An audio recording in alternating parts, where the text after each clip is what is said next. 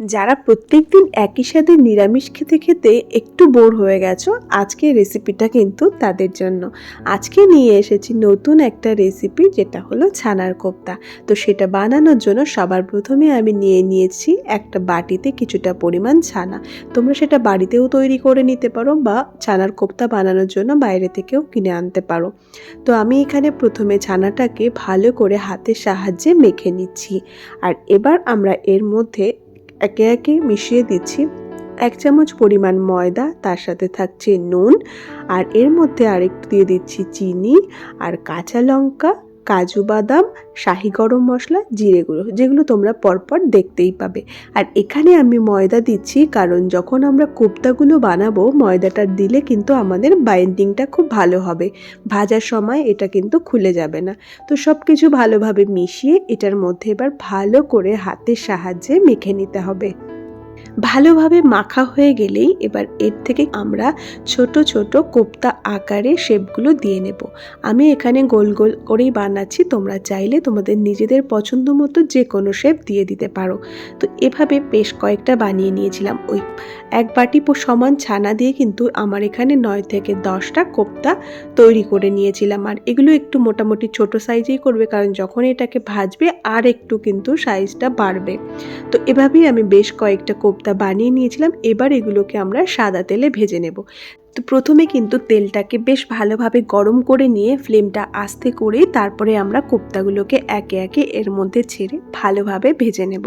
একটা পাশ ভাজা হয়ে এলেই এটাকে একটু উল্টে ভালো করে লাল লাল করে ভেজে নিতে হবে, যত সময় পর্যন্ত না এটা পুরোপুরি ভাজা হচ্ছে। আর এই ভাজার সময় কিন্তু আমরা ফ্লেমটা মিডিয়াম ফ্লেমেই রাখবো।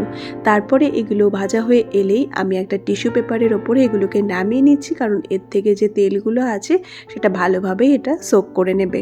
এবার এই কোপ্তা বানানোর জন্য যেটা আমাদের গ্রেভি তৈরি হবে তার জন্য একটা মশলা তৈরি করে নিচ্ছি। তো সবার প্রথমে এখানে কাঁচা লঙ্কা, টমেটো, আদা, কাজু বাদাম, চালমগজ, জিরে গুঁড়ো আর জল দিয়ে ভালোভাবে মশলাটাকে তৈরি করে নিচ্ছি। তো এখানে মশলাটা কিন্তু আমার এই যে রেডি হয়ে গেছে। এবার যে তেলটাতে আমরা কোপ্তাগুলোকে ভেজেছি তার মধ্যে আমি গোটা এলাচ আর দারচিনি ফোড়ন দিয়ে দিচ্ছি। আর এর মধ্যে যে মশলাটা আমি তৈরি করলাম সেটাকে ভালোভাবে ঢেলে দিয়ে কষে নেব।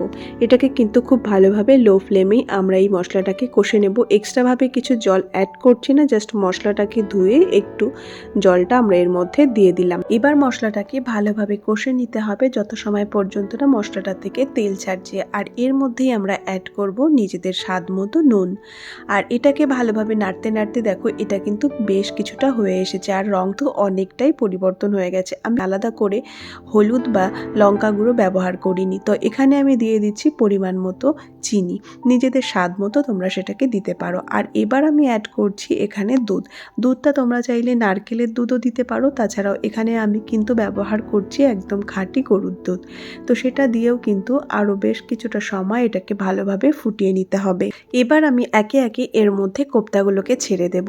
আর কোপ্তাগুলো দেওয়ার পরে কিন্তু বেশি সময় এটাকে ফোটানো যাবে না, মাত্র 2 থেকে 3 মিনিট দিলেই এটা পুরোপুরি রেডি হয়ে যাবে। তো এই যে আজকে আমাদের ছানার মালাই কোপ্তা একদম রেডি। আর দেখো দেখতেও কিন্তু খুবই সুন্দর লাগছে। এবার ওপর থেকে আমি একটু কাসুরি মেথি ছড়িয়ে দিচ্ছি, আর তার উপরে একটু দিয়ে দিচ্ছি গরম মশলা গুঁড়ো। তো এটা দিলেই 2 মিনিট একটু ঢাকা দিয়ে রেখে দিলেই আমাদের রেডি হয়ে যাবে আজকের ছানার মালাই কোপ্তা। তো চলো এবার আমরা প্লেটিংটা করে নিই। তো সবার প্রথমে আমি কোপ্তাগুলোকে প্লেটে সুন্দরভাবে সাজিয়ে নিচ্ছিলাম, আর এর ওপর থেকেই এবার আমরা গ্রেভিটাকেও দিয়ে দেব। দেখো দেখতেই কত সুন্দর লাগছে। আর নিরামিষ খাবারের দিন যদি এরকম একটা রেসিপি বাড়িতে হয় তাহলে আর কিন্তু খাবার নিয়ে কোনো চিন্তাই করতে হয় না। তো এর ওপরে তোমরা একটু ধনেপাতা দিয়েও গার্নিশ করে নিতে পারো, আবার এটা নাও করতে পারো, একদমই অপশনাল। তো এই যে আজকে আমাদের রেডি হয়ে গেল দারুণ একটা রেসিপি। নিজেরা বাড়িতে ট্রাই করো আর জানিও তোমাদের কেমন লাগলো। আর হ্যাঁ, ভালো লাগলে কিন্তু লাইক করতে একদমই ভুলো না। তো অবশ্যই একটা লাইক করে দিও আর কমেন্টও করে দিও। Thank you for watching.